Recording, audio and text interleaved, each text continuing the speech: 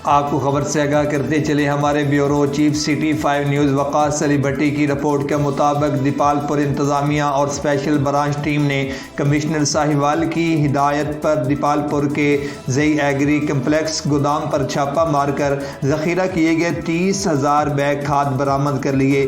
गोदाम सील कर दिया गया। कमिश्नर साहिवाल डिवीज़न अली बहादुर काजी की हिदायत पर मकामी इंतज़ामिया ने दीपालपुर के ज़ई एग्री कम्प्लेक्स गोदाम पर छापा मारते हुए 30,000 बैग ज़ख़ीरा किया गया खाद बरामद कर लिया। इंतज़ामिया ने गोदाम को सील कर दिया और कानूनी कार्रवाई शुरू कर दी। कमिश्नर अली बहादुर काजी का कहना है कि किसी किसान दुश्मन को इस्तेहसाल की इजाज़त नहीं दी जाएगी। वज़ीर आला पंजाब उस्मान बुज़दार की हिदायत पर ज़ख़ीरा अंदोज़ों के खिलाफ कार्रवाई जारी रहेगी।